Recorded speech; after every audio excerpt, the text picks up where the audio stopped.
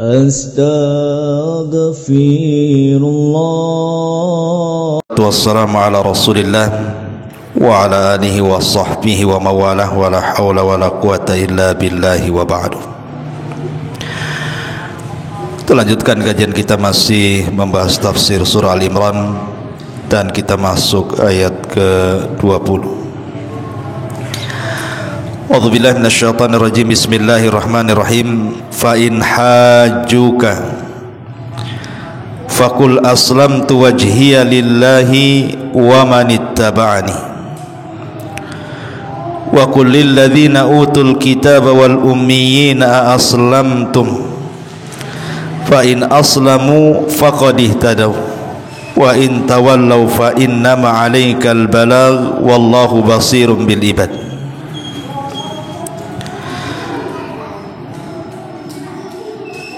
Di sini Allah Subhanahu wa taala mengatakan, jika mereka, maksudnya orang-orang Nasrani Najran, membantah engkau wahai Muhammad dengan kebatilan, maka katakanlah aku berserah diri kepada Allah dan demikian pula orang-orang yang mengikutiku. Dan katakanlah kepada orang-orang yang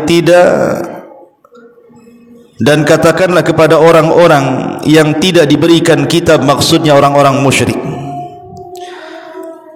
dan kepada mereka orang-orang yang buta huruf, sudahkah kamu masuk ke dalam Islam? Jika mereka masuk ke dalam Islam berarti mereka telah mendapatkan petunjuk. Tetapi jika mereka berpaling, maka kewajibanmu hanyalah menyampaikan, dan Allah Maha melihat terhadap hamba-hambanya. Ayat ini masih bercerita tentang kisah perdebatan Nabi SAW dan orang-orang Nasrani dari kabilah Najran. Ingat pada permulaan surah Al-Imran sudah saya jelaskan bahwa surah Al-Imran ini 1 sampai 80 ini mengkisahkan tentang dialog Nabi SAW dengan orang-orang Nasrani Najran. Ketika Nabi SAW menjelaskan tentang ketuhanan, kemudian menyinggung soal Maryam, soal Isa dan begitu seterusnya, orang-orang Nasrani Najran itu mereka kurang puas dengan jawaban Nabi SAW. Makanya di sini Allah mengatakan, fa in hajuka faqul aslamtu wajhiya lillahi wa man ittaba'an. Jika mereka orang-orang Nasrani Najran itu membantah engkau wahai Muhammad dengan kebatilan, maka katakanlah aku berserah diri kepada Allah, demikian pula orang-orang yang mengikutiku. Wa qul lil ladzina utul kitab, dan katakan kepada orang-orang yang mereka diberikan Alkitab, maksudnya Yahudi dan Nasrani, wal ummiyin dan orang-orang musyrik, a aslamtum, maukah kalian masuk ke dalam Islam? Fa in aslamu faqad ihtadaw, kalau mereka masuk Islam maka mereka dapat petunjuk. Wa in tawallaw fa innama 'alaikal balagh, tapi jika mereka berpaling, kewajibanmu hanya menyampaikan saja. Di sini Nabi SAW diperintahkan Allah Subhanahu wa taala untuk mengatakan kepada orang-orang Nasrani Najran, seandainya mereka tidak masuk ke dalam agama wahai Muhammad, tidak ada masalah, karena petunjuk itu hanya milik Allah Subhanahu wa taala. Kewajiban kita ini hanya menyampaikan. Dan ini juga pelajaran kepada kita bahwa dalam berdakwah itu tidak harus memaksakan manusia sesuai dengan yang kita dakwahkan. Kewajiban kita ini hanya menyampaikan saja, karena hidayah itu milik Allah Subhanahu wa taala. Bayangkan sekelas Ibrahim alaihi salam tidak sanggup memberikan hidayah bapaknya Azar. Bahkan sekelas Nabi SAW juga tidak sanggup memberikan hidayah pamannya Abu Talib. Padahal Abu Talib itu tidak memusuhi Nabi, lain dengan Abu Lahab. Kalau Abu Lahab wajar, tapi Abu Talib sangat mencintai Rasul dan dekat dengan Rasul. Sungguh pun demikian, Abu Talib kan tidak masuk Islam. Padahal dalam hati Abu Talib itu mengakui kebenaran Nabi SAW. Sampai detik wafatnya Rasul mengajak Abu Talib masuk Islam. Qul ya ammi la ilaha illallah, katakan wahai pamanku kalimat la ilaha illallah. Tetap pamannya sampai meninggal tidak mengucap sepatah kata pun dari kalimat tauhid. Dari sini sepakat ahli sunnah wal jamaah, Abu Talib mati kafir, kecuali orang Syiah mengatakan Abu Talib muslim. Ya, karena imam-imam Syiah itu keturunan Abu Talib. Masa kakek buyutnya kafir katanya. Lah dari sini kita tahu bahwa hidayah itu ada dua. Ada yang disebut dengan hidayatul irsyad, ada yang disebut dengan hidayatul taufik.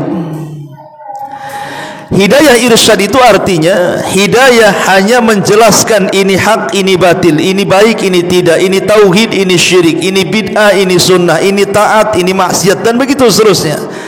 Semua orang bisa melaksanakan seperti ini. Antum pun bisa menjelaskan yang hak adalah hak, yang batil adalah batil.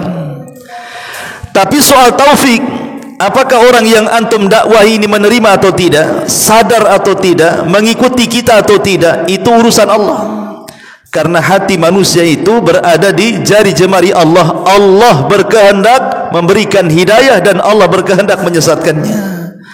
Maka dari sini Allah katakan fa in aslamu faqad ihtadaw. Kalau mereka masuk Islam, maka mereka akan dapat petunjuk. Wa in tawallau, kalau mereka berpaling, fa inna ma'alaikal balag, sesungguhnya kewajiban wahai Muhammad hanya menyampaikan. Di zaman Nabi SAW ada orang Yahudi yang suka membantu Nabi. Anak muda Yahudi suka bantu Nabi. Jadi satu hari anak Yahudi ini sakit parah, parah-parahnya, bahkan sakitnya mengakibatkan kematiannya. Jadi saat Nabi SAW mengunjungi pembantunya Yahudi ini, maka Nabi SAW kemudian masuk ke rumahnya dan menatap wajahnya, kemudian mengatakan, ya ghulam, qul la ilaha illallah. Wahai anak muda, katakan la ilaha illallah. Anak muda Yahudi ini tidak langsung mengucapkan kalimat itu, tapi dia pandang dulu Nabi sekali-kali, dan sekali-kali dia pandang wajah bapaknya yang masih Yahudi. Kemudian bapaknya langsung mengatakan kepada anak muda ini dan mengatakan, ati Abul Qasim, taatilah Abul Qasim, maksudnya Rasul SAW. Maka tiba-tiba anak muda ini mengatakan, asyhadu an la ilaha illallah wa annaka Rasulullah, kemudian mati. Setelah mengucapkan dua kalimat syahadat, mati ini anak muda ini. Maka Nabi SAW keluar dan mengangkat kedua tangannya tinggi-tinggi ke langit dan mengatakan, alhamdulillah alladzi anqadhahu minan nar. Segala puja dan puji hanya milik Allah yang telah menyelamatkan anak muda itu dari kobaran api neraka. Terkadang hidayah itu menjemput seseorang justru di saat detik-detik wafatnya kan. Orang ini Yahudi, tapi hidayah menjemput saat wafatnya tuh. Tetapi ada orang-orang subhanallah di saat wafatnya tidak pernah tersentuh dengan hidayah. Sampai Imam Ibnul Qayyim rahimahullahu ta'ala, atau Imam Ibnu Jauzi kalau tidak salah, menjelaskan tentang di zaman dia ada orang yang suka main catur. Jadi catur itu sudah ada sejak zaman Nabi. Makanya Rasul melarang, tidak boleh main catur itu. Jadi zaman Imam Ibnul Qayyim atau Ibnu Jauzi, ada anak muda itu hari-hari main catur saja, sampai tidak kenal waktu sholat, catur saja, dilalaikan dari ibadah kepada Allah Azza wa Jalla. Jadi satu hari kemudian dia sakit. Kemudian bapaknya mengundang sang alim untuk mentalkin supaya kematiannya di atas kalimat la ilaha illallah. Maka sang alim pun mengatakan, qul ya fulan la ilaha illallah, katakan wahai fulan la ilaha illallah. tapi tidak keluar kecuali kalimat sekak, sekak, sekak, mati. Sekak ster gitu, mati. Jadi yang keluar bukan kalimat la ilaha illallah, kalimat sekak. Bayangkan, kalimat sekak ini yang mengakhiri kehidupannya. Naudzubillah. Bahkan kemudian juga bercerita juga beliau, jadi ada orang yang suka meminjamkan uang dan diribakan, bahasa kitanya rentenir lah. Kalau pinjam 1 juta kembalikan 1.100.000, kalau pinjam 2 juta kembalikan 2.100.000. Itu pekerjaan dia. Jadi saat detik wafatnya dia ditalkin untuk mengucap kalimat la ilaha illallah. Bukannya mengucap kalimat la ilaha illallah, yang keluar malah kalau kau pinjam sekian maka kau bayar sekian, kalau kau pinjam sekian kau bayar sekian, kemudian mati. Bayangkan, ada orang yang meninggal seperti itu. Yang lebih parahnya lagi, beliau juga menjelaskan, ada orang yang ditalkinkan kalimat la ilaha illallah malah mengatakan kafartu bima qulta, katanya, aku kufur dengan apa yang kau ucapkan, katanya. Orang ini mengucapkan kalimat la ilaha illallah malah dia mengatakan aku kufur dengan kalimat itu, jangan ucapkan di hadapanku, kemudian dia mati. Jadi satu sisi ada orang-orang yang saat detik wafatnya hidayah pula sampai kepadanya, ada orang-orang yang saat detik wafatnya justru hidayah ditolaknya. Naudzubillah. Makanya kenapa di antara doa yang diajarkan Nabi SAW kita meminta kepada Allah husnul khatimah. Dan sekarang Ramadan berada di penghujung, dan al-a'mal khawatimuha, amal itu ditentukan ujungnya, ditentukan akhirnya.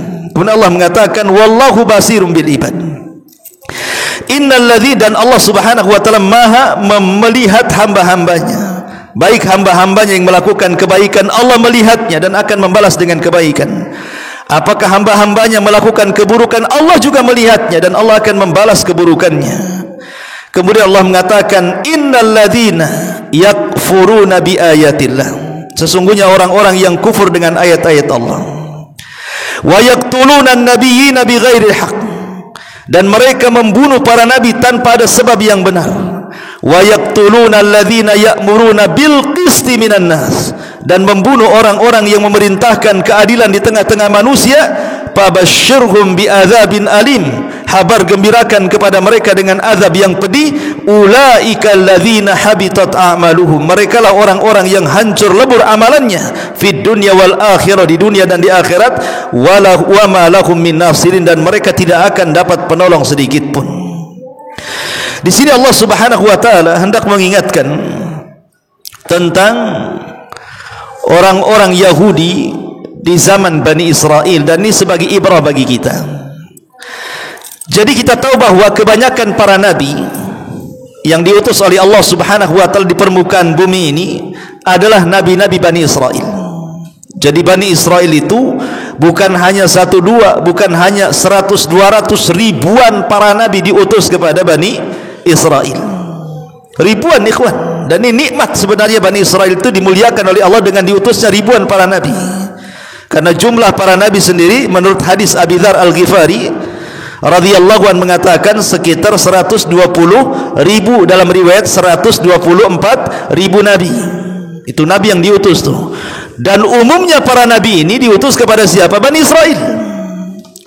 Tapi Bani Israel bukan bersyukur banyaknya para nabi diutus kepada mereka, justru mereka kufur. Kebanyakan para nabi itu dibunuh oleh mereka.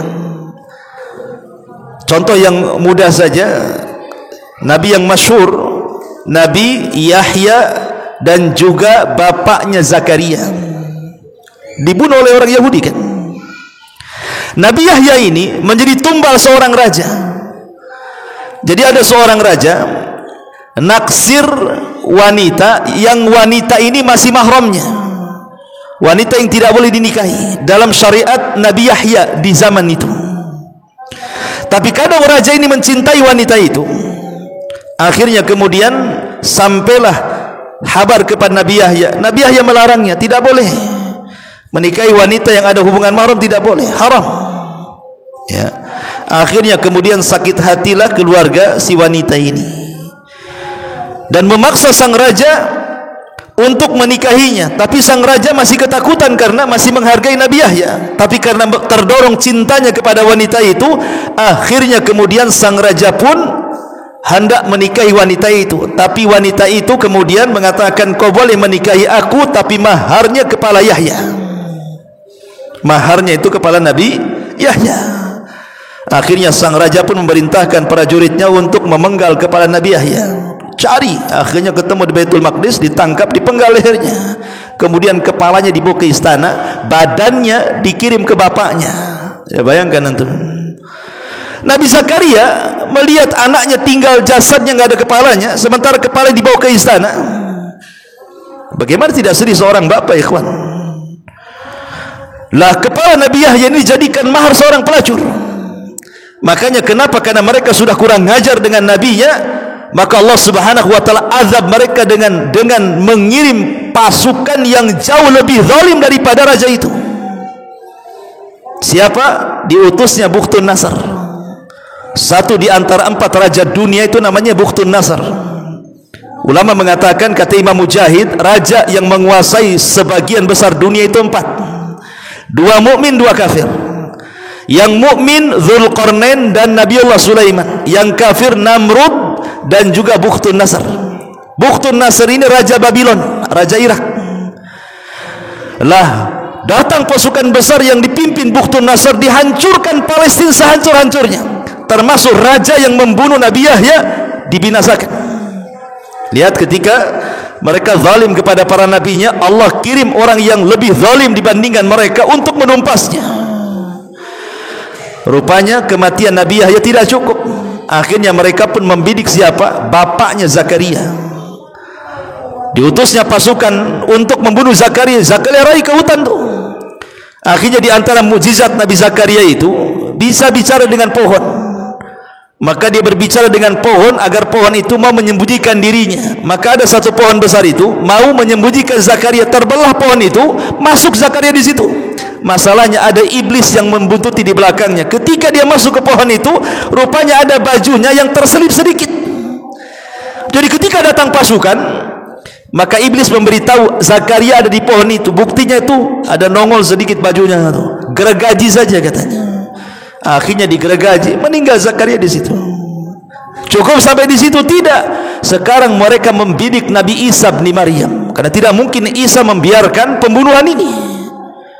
Akhirnya mereka mengutus pasukan kepada Isa untuk dibunuhnya.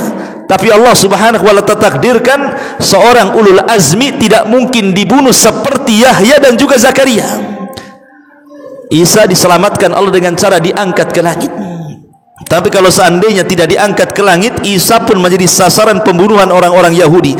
Makanya Allah mengatakan, innalladzina yakfuruna biayatillah, orang-orang yang kufur dengan ayat-ayat Allah, wa yaqtuluna nabiyyin, dan mereka membunuh para nabi, bi ghairi haqqin, dengan tanpa adanya kebenaran, wa yaqtuluna alladzina ya'muruna bil qisti minan nas, dan membunuh orang-orang yang mereka menyebar keadilan di tengah-tengah manusia. Karena di zaman itu orang-orang yang beriman itu, subhanallah, ujian mereka itu terkadang mendapatkan pembunuhan kan. Lihat kisahnya siapa? Masyitah. Masyitah tukang sisir, putri Fir'aun, harus digoreng di penggorengan kan, gara-gara beriman kepada Allah Azza wa Jalla. Kemudian Asya bintu Muzahim dilempar oleh Fir'aun itu dari atas bukit kan, sampai mati. Bahkan Ashabul Uhdud 20.000 loh. Ashabul Uhdud itu bukan sedikit, 20.000 orang yang beriman kepada Allah dari kalangan orang-orang Nasrani, dibakar hidup-hidup oleh seorang raja Yahudi namanya Dzunwas. Begitulah orang-orang dulu, luar biasa ujian mereka. Orang-orang yang menyebar keadilan di tengah-tengah manusia jadi sasaran pembunuhan orang-orang zalim. Makanya Allah Subhanahu wa taala mengatakan, fabasyirhum bi'adzabin alim, kasih kabar gembira kepada mereka orang-orang yang zalim itu dengan azab yang pedih. Dan mereka adalah orang-orang yang hancur lebur amalan mereka di dunia dan akhirat, dan mereka tidak akan dapat penolong pada hari kiamat di sisi Allah Subhanahu wa taala. Subhanakallah bihamdika, asyhadu an la ilaha illa anta, astaghfiruka wa atubu ilaik. Allahu ta'ala alam. Assalamualaikum warahmatullahi wabarakatuh.